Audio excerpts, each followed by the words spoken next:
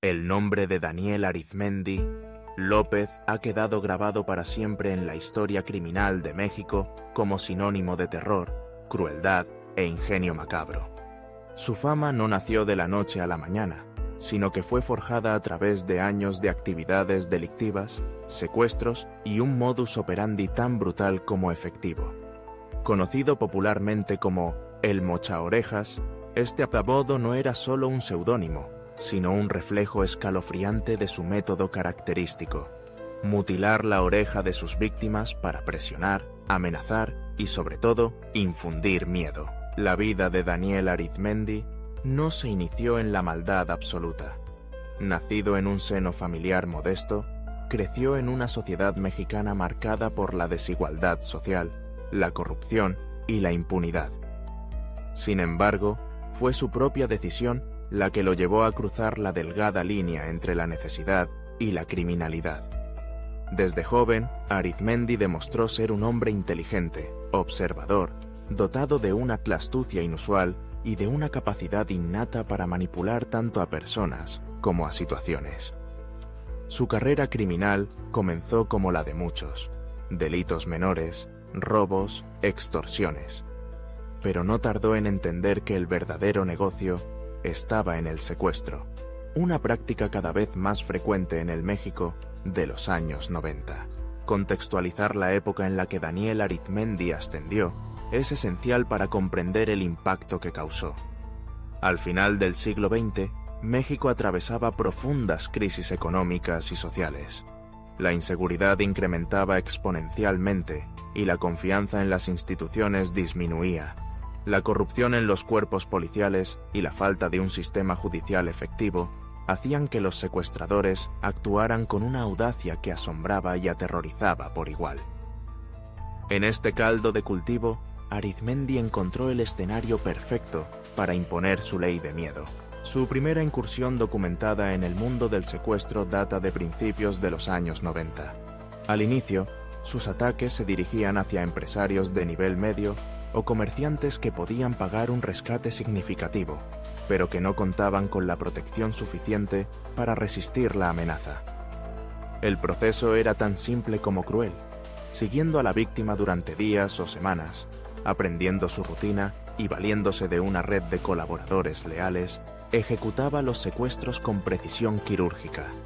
Lo que distinguió a Daniel Arizmendi de otros delincuentes de su tiempo era el siguiente paso: si los familiares o empleadores de la víctima dudaban, retrasaban el pago o intentaban pedir ayuda a la policía, recibían una prueba de vida indiscutible: la oreja de su amado, cercenada y empaquetada de forma grotesca.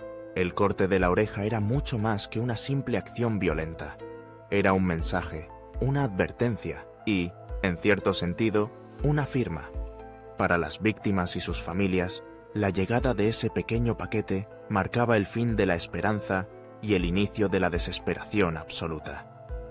Para la sociedad, era un recordatorio constante de que nadie estaba a salvo, de que en cualquier momento podían convertirse en el siguiente blanco de el Mochaorejas. Daniel Arizmendi supo aprovechar el terror que su propio mito generaba.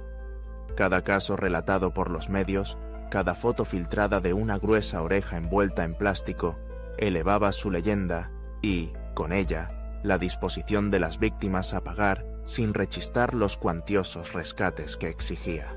El mayor temor que infundía Arizmendi provenía de su frialdad metódica y su sentido empresarial del crimen. Su organización estaba diseñada bajo un sistema casi militar. Cada integrante conocía su papel, desde los vigilantes que estudiaban a las víctimas hasta los encargados de la negociación, pasando obviamente por quienes cometían la mutilación. Nada quedaba librado al azar.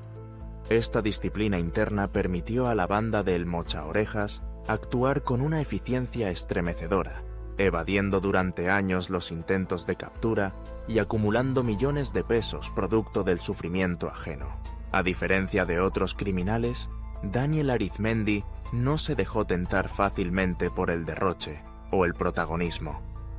Si bien disfrutaba de una vida de lujos, sus operaciones eran discretas y casi siempre tras bambalinas. Sabía infiltrar y, sobre todo, corromper a quienes debían perseguirlo. Se valió de policías y funcionarios corruptos que le proporcionaban protección e información, lo que le permitió moverse casi con impunidad por distintos estados del país. Su red no fue solo suya, involucró a su familia de forma directa. Varios hermanos y otros parientes participaron como cómplices activos en diversas fases de los secuestros, haciendo del delito una empresa familiar. Este hecho no solo dificultó su aprehensión, también hizo temer que, aun sin él, la red pudiera seguir operando. Daniel Arizmendi fue capaz de crear una estructura criminal autosuficiente que trascendía su propia figura. Conforme pasó el tiempo, la audacia de El Mochaorejas fue creciendo. Sus objetivos cambiaron. Ya no eran solo empresarios de rango medio, sino miembros de la élite económica nacional, hijos y familiares de políticos, figuras mediáticas e incluso médicos destacados. Los rescates aumentaron y con ellos la presión social y mediática. En cada aparición pública, la familia de una nueva víctima elevaba plegarias y súplicas, mientras los medios contaban las historias más desgarradoras. Las autoridades, cada vez más expuestas, sentían la presión de capturarlo, pero Arizmendi siempre parecía un paso adelante. No obstante, la perfección en el delito es solo una ilusión. Tras años de operar con impunidad, una serie de errores y traiciones internas empezaron a resquebrajar la estructura de Arizmendi. Algunas de sus víctimas lograron escapar o fueron liberadas gracias a operativos encubiertos, proporcionando datos cruciales sobre la forma de operar de la banda. De igual forma, los propios familiares de algunos cómplices, temerosos de represalias futuras, comenzaron a filtrar información. La sociedad, harta del miedo, exigía justicia con voz unánime. Fue en agosto de 1998 cuando la suerte le fue finalmente adversa. Un operativo coordinado entre tropas federales y agentes especializados logró localizar su escondite en el estado de Morelos. El despliegue fue espectacular y el desenlace, inesperadamente silencioso. Daniel Arizmendi fue capturado sin disparar un solo tiro, quizás sorprendido por la traición de sus propios aliados o por el peso inevitable de los años de persecución. Su arresto fue transmitido en todos los noticiarios, su rostro, antes desconocido para el gran público, se volvió el emblema maximalista del mal. Los testimonios de sus víctimas, las historias de mutilación y dolor, ocuparon los titulares por semanas. El proceso judicial contra El Mochaorejas fue largo y tortuoso. Durante los interrogatorios, mostró la misma frialdad que en su carrera criminal, raramente expresando remordimiento. La investigación reveló el alcance de su imperio delictivo. Decenas de secuestros, varios asesinatos comprobados y un número indeterminado de familias destruidas. La maquinaria de justicia logró condenarlo a varias décadas de prisión. Sin embargo, el daño estaba hecho. El mito de El Mochaorejas perduró mucho más allá de los muros carcelarios. Lo espeluznante del caso Arizmendi no radica únicamente en la severidad de sus crímenes, sino en lo que simbolizó para México. Por un lado, expuso la vulnerabilidad de un Estado donde la justicia podía ser burlada por años, con ayuda de la corrupción y la complicidad. Por otro, marcó la historia de los secuestros en el país, inspirando una ola de imitadores y bandas que, de alguna forma, siguieron su modelo. Incluso hoy, el secuestro con mutilación o la sola amenaza de la misma continúa ejerciendo un efecto paralizante en la sociedad mexicana. La historia de Daniel Arizmendi también despertó un debate social sobre las raíces de la violencia y el crimen en México. ¿Hasta qué punto son producto de la desesperación económica, la falta de oportunidades y la debilidad institucional? ¿Qué peso tiene la brutalidad individual frente a un sistema nacional fallido? Las discusiones no encontraron respuestas definitivas, pero sí impusieron la urgencia de reformas profundas. Incluso después de su captura, el apodo de El Mochaorejas resonó en el imaginario colectivo. Se convirtió en una advertencia, en una leyenda urbana, en el villano que se esconde bajo la cama. Películas, series y reportajes exploraron su historia, alimentando la fascinación y el espanto a partes iguales. Los testimonios de víctimas sobrevivientes, familiares de desaparecidos y policías involucrados en su captura componen un mosaico tenebroso de la realidad mexicana de finales del siglo XX.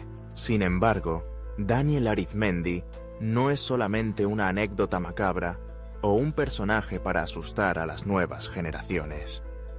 Su caso obliga a mirar, con crudeza y sin adornos, las fisuras sociales que permiten la emergencia de monstruos reales. Con su captura, no se terminó el fenómeno del secuestro, pero sí se forjó una conciencia. Todos somos responsables de combatir la impunidad, de exigir justicia, de protegernos como sociedad. La prisión de máxima seguridad, donde hoy cumple su condena, se ha vuelto, en cierto sentido, una tumba viviente para quien un día controló los hilos del miedo nacional. Se dice que dedicó parte de su encierro a escribir, a reflexionar, aunque pocos creen en la sinceridad de su arrepentimiento. Entre las rejas, Daniel Arizmendi dejó de ser un hombre, para instalarse ya, definitivamente, en el oscuro panteón de los grandes criminales mexicanos. Las lecciones que deja el caso de El Mochaorejas son múltiples y dolorosas. Demuestra cómo la corrupción y la desigualdad abren la puerta a los depredadores más temibles. Revela el daño irreparable que el crimen violento puede causar, no solo a las víctimas directas, sino a toda una sociedad sumida en el miedo. Subraya, además, la importancia de la memoria, del relato, de no olvidar nunca a quienes sufrieron, a quienes fueron silenciados, a quienes sobrevivieron para contar la historia. Hoy, el nombre de Daniel Arizmendi López es pronunciado en voz baja, como un recordatorio del horror posible, pero también como un llamado a la vigilancia. Su historia no debe ser entendida solo como una anécdota sensacionalista, sino como una advertencia sobre los monstruos que pueden florecer cuando las instituciones fallan y la compasión se ausenta. Para aquellos que aún recuerdan la época de terror marcada por el Mochaorejas, el miedo nunca será un concepto abstracto. Y para las futuras generaciones, la memoria de su crueldad es también un compromiso por no repetir los errores del pasado, por no dejar que la impunidad vuelva a dictar sus propias leyes. Inscribirse. Cada semana, una nueva historia que quizás no puedas olvidar.